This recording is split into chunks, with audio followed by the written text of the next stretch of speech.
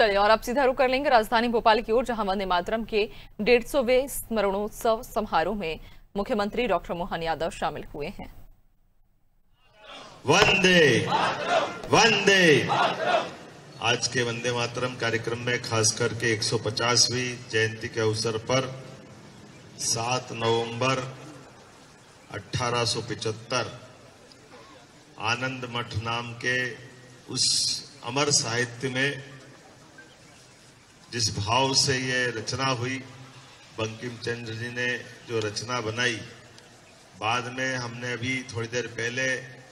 उसी भाव के आधार पर राष्ट्र कवि रविंद्रनाथ ठाकुर जी को अपने स्वर से बंगाल में गाते भी सुना।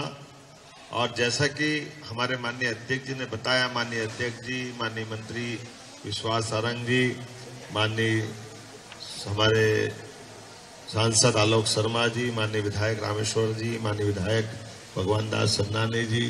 हमारे महापौर और हमारे वरिष्ठ नेता सुरेश पचौरी जी, पूर्व केंद्रीय मंत्री, इस अवसर पर सभी प्रदेश के पदाधिकारी और आप सब, ये वास्तव में यशस्वी प्रधानमंत्री ने अपने शब्दों में अभी हमको सबको विस्तार से इसकी बातें बताई। मैं दोहराना नहीं चाहूंगा, लेकिन भारत माता का चित्र सामने रख करके भारत माता को किस रूप में हमारी सनातन संस्कृति के माध्यम से हजारों हजार साल से देखा जा रहा है, उसका एक लघु चित्र उनने आंखों के सामने ला करके, ये जो दुविधाजनक मार्ग होता है जो हमको अपनी मूल संस्कृति से हटा करके ये जो तथाकथित, जिसको सेक्युलरिज्म या छद्म सेक्युलरिज्म कहते हैं, या जिसको हम अपने सुविधा के संतुलन से वोट बैंक नीति पे कांग्रेस के चरित्र को सबके सामने लाने के लिए हम सबके सामने इससे बड़ा उदाहरण नहीं हो सकता जिसको आज अब सबके सामने वंदे मातरम के माध्यम से समझा जा सकता है। वंदे मातरम में हमारी भारत माता के साथ हमारी 3 देवियों की संस्कृति, जिनके माध्यम से दुर्गा, लक्ष्मी और सरस्वती, इनकी पूरी सबके आशीर्वाद किसी देश पे अगर हो, उस देश की ताकत क्या होती है, ये सनातन संस्कृति माध्यम से हमने हजारों लाखों साल से सीखते आए। लेकिन इस बात को बजाय समझ करके करने के, उन्होंने लघु रूप दे करके इनको केवल धर्म विशेष से जोड़कर देखते हुए वंदे मातरम का जो विभक्तिकरण हुआ, और हमने सबने देखा कि वंदे मातरम नहीं बटा, बाद में इसी भावना के कारण से देश का बंटवारा हुआ। वो देश के बंटवारे ने वंदे मातरम के बंटवारे के साथ सबको समझ में आने के लिए दुनिया के सामने आज फिर एक बार उस दिशा में माननीय प्रधानमंत्री जी ने 150वीं जयंती मना करके जिस वंदे मातरम के मूल मंत्र के बलबूते पर चंद्रशेखर आजाद, भगत सिंह, इनकलाब जिंदाबाद क्या है, यही तो है।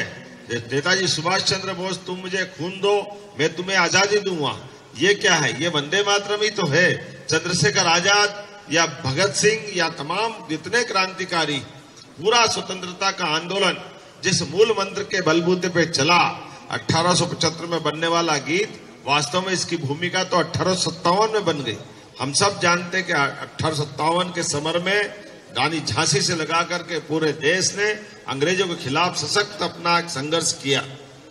के साथ कहना पड़ेगा, उस चीज को अवॉइड करने का प्रयास हुआ और हमने सबने देश का बंटवारा भी भोगा। देश के बंटवारा में हजारों लाखों लोग जो इसके शिकार हुए, और आज 150वीं जयंती पर मैं प्रधानमंत्री जी को बधाई देना चाहूंगा, जिन्होंने ऐसे मुद्दे को ला करके इन सारे दुनिया के सामने पुनः उस बात को रेखांकित करने का प्रयास किया है, जिसके कारण से भारत और भारतीय लोगों की एकता दुनिया के सामने, दुनिया के सबसे बड़े गणतंत्र के माध्यम से जानी पहचानी जाती है। हम सब जानते हैं कि भगवान राम को लेकर कितने प्रकार के कांग्रेस के शासनकाल में अगर दंगे अगर हुए, तो भगवान राम के कारण से उनने कोर्ट में, सुप्रीम कोर्ट में अपनी दृष्टि में जो 2 धर्मों के भाव से चलाने का प्रयास किया, और सुप्रीम कोर्ट के निर्णय के बाद सच्चे अर्थों में वंदे मातरम की भावना के आधार पर ही पूरे देश में न केवल भगवान राम का मंदिर बना, और दुनिया ने देखा कि जो सनातन संस्कृति की हमारी जो भावना है, उस भावना से जोड़ करके ही देश की भावना बनती है। और इसी नाते से हम रहीम का भी जयकारा लगाते हैं, रसखान का भी जयकारा लगाते हैं, और वो अपनी रचनाओं के माध्यम से कहते हैं, ताही अहीर की छोहरिया छचिया बर छाछ पे नाच नचाए। ये कौन लिख रहा है? ये हमारे लिए रसखान तो लिख रहे हैं। ये हमारे धर्म में केवल छोटा धर्म, राष्ट्र केवल एक धर्म है, वो हमारी भारत माता की जय कहते प्रकट होता है। इसलिए भारत माता की उस पवित्र भावना के आधार पर इस भरत भूमि में रहने वाला कोई भी पंथ, कोई भी अपने पूजा पद्धति को अपनाने वाला, सबका एकमात्र धर्म राष्ट्र धर्म है। राष्ट्र धर्म के अंदर सब समाहित होते हैं। इसलिए हमारी संस्कृति के उसी भाव के आधार पर हम और सौभाग्यशाली हैं जिनकी पार्टी इसी विचार में आगे बढ़ती है। तो हम अपने चुनाव चिन्ह को भी सनातन संस्कृति से, यही तो कमला कमल दल विहारिणी, सबके जीवन में मंगल हो, महालक्ष्मी की कृपा सब पे, लक्ष्मी के साथ सरस्वती और दुर्गा का हमने अपने शासनकाल में दृश्य देखा है कि जो भारत की तरफ आंख उठाने का प्रयास करता है, यशस्वी प्रधानमंत्री के नेतृत्व में भारत उसको कैसे जवाब देता है, ये पाकिस्तान से जाके पूछे। एक बार नहीं,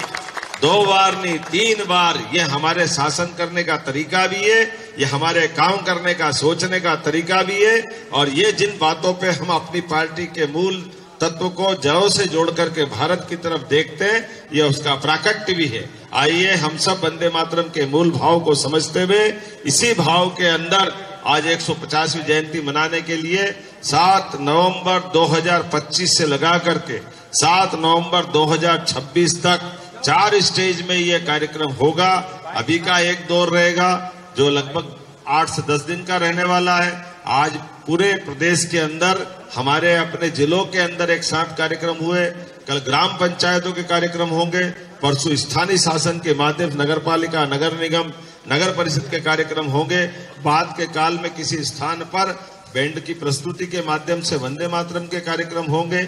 26 जनवरी से लगा करके फिर 8-10 दिन के कार्यक्रम, 15 का फिर कार्यक्रम और वापस नवंबर में, ऐसे करके पूरे साल ये कार्यक्रम होने वाला है। मैं अध्यक्ष जी को बधाई देना चाहूंगा, आपने सच में इतना अच्छा कार्यक्रम किया। जोरदार अभिनंदन हमारे सभी भाजपा के पदाधिकारी और प्रदेश अध्यक्ष जी को, जिन्होंने अपने इस मनोभावना के आधार पर भारतीय जनता पार्टी के इस कार्यालय में वंदे मातरम को वापस जीवंत करने का, जिसके कारण से हमारे कार्यकर्ताओं का मन का भाव भी और पार्टी की मनोभावना भी दोनों एकजुट हुई है। मेरी अपनी ओर से पुनः आप सबका वंदन, अभिनंदन। बोले भारत माता की, भारत माता की, वंदे।